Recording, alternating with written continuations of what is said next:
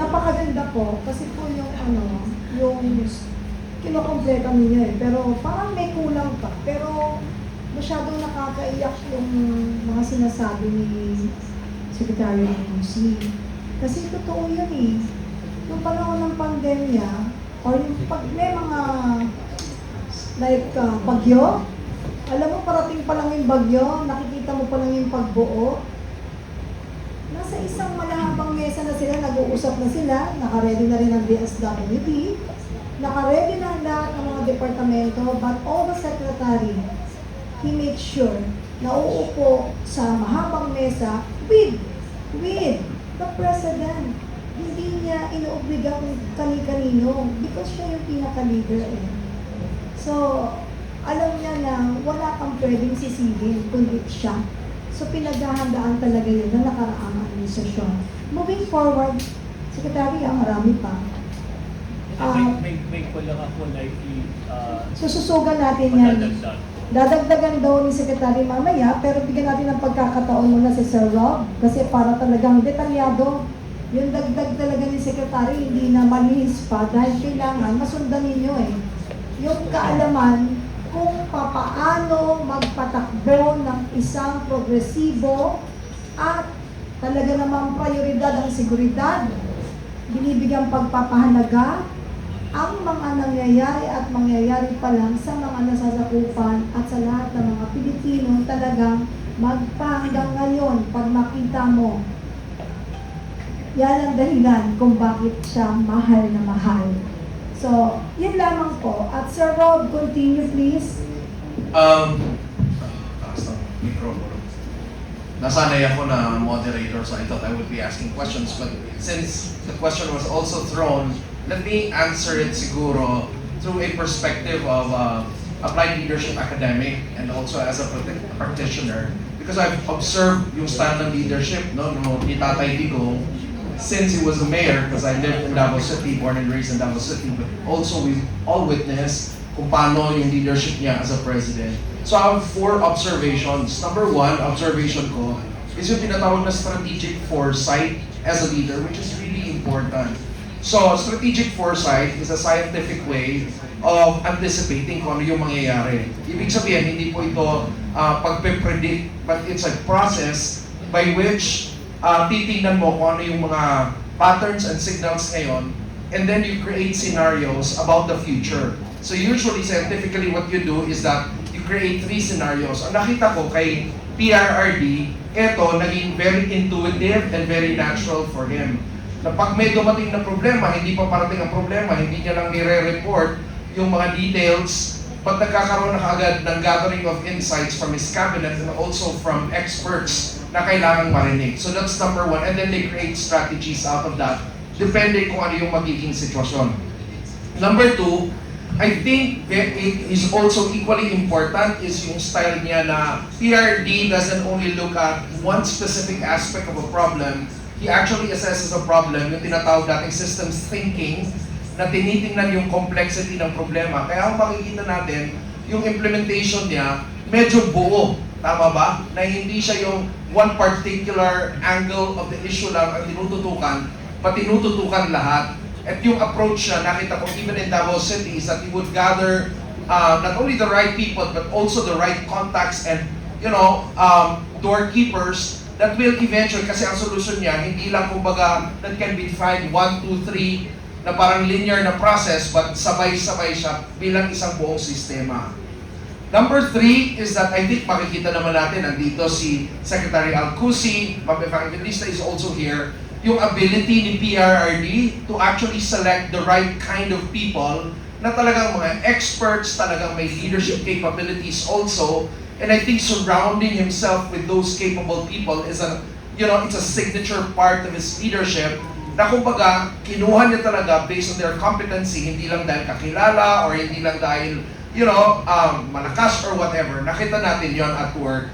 And lastly, para dun sa sagot kung paano siya, and it's also equally important even in time of crisis, yung totoong malasakit. Kasi si PRRD, yung malasakit niya, when I say malasakit, madaling sabihin may malasakit but mararamdaman mo na authentic yung malasakit, hindi siya optics, hindi siya pakitang tao, hindi siya sinasabi para lang sabihin may ginawa o kaya talagang may malasakit, but you can feel it, no? Pag nagsalita siya, pag may ginagawa siya, at lahat yun nabimirror ng cabinet niya, totoong malasakit talaga, hindi optics, hindi palabas. Yun lang po yung gusto ko din. Maganda, Sir Rob, no? Yan ang yan ang view, no, from the other side of the fence, no? From not from the government perspective, no, pero from the private sector. But as a follow-up, Sir Rob, no? You talked about strategic alliances. Did the Duterte administration's foreign policy choices, especially towards the US and China, enhance or compromise Philippine security resilience? Para sa akin yun? Opo, para sa iyo. Nako, meron ng At geopolitics least- dito. Hindi ko expertise yung geopolitics ha. But No, observation again. Yes, Observation again. observation lang naman And po. first, I'd like to give my observation kung ano naging impact nun sa economics natin in the business sector. Kasi very evident yun. Tama ba? So, kumbaga, we've seen a lot of investments, of course, from China, but also from the US, and there seems to be a balance of the investments coming into the country during that time. Ayoko i-compare today, but I think it's a little bit constricted in one particularly investments from China because there probably are some considerations bakit hindi masyadong bububuhos ang investments ngayon. So that's I think yung balance of geopolitics tinitingnan yun particularly ng mga international investors. And the fact na nasa almost 50% na ang pagbaba, no, ang pag-drop ng foreign investments natin, FDI natin ngayon, is actually, you know, a signal that there might be wrong aside from the corruption dun sa policy ng diplomacy natin, di ba? So, yun ang una ko nakikita. But of course, there are also a lot of yung mga details na kailangang tingnan pa rin, and I think si Secretary Cusi has a lot to say about it as well pagdating dun sa relationship natin with, you know, positioning natin sa China and the US, and ang posturing na ginagawa natin. Oo nga po yun nga po gusto ko, Secretary Al, no? I wanted to ask you from your perspective, being a member of the Duterte cabinet, we had, of course, no, policies insofar as our relationship with US and China is concerned, insofar as energy security is concerned. How do you feel, and what is your opinion as regards the stand of the Duterte administration in securing or making our economy resilient insofar as energy is concerned, especially in light of what's happening right now between US, Israel, and Iran? Thank you, Madam Ibel. Ang policy na dati noon, sinabi sa amin noon, the Pangulong Duterte guidance, we are friends to all, enemy to none. Look, I remember in November 2016, the first time that we went to China, make the presidential visit. We were there to explore things. Naghanap talaga ng paano magkakaroon ng understanding between countries. And it was not only China, no? It was the same all throughout na pinuntahan namin. So, yung sa China, pagpunta namin doon the first time, so it was meeting people, and gave us the leeway to study how we can improve energy, and not only energy, other things. Kaya I remember na during the time of Digong Duterte, nasimulan yung export of durian to China and others, nagbukas.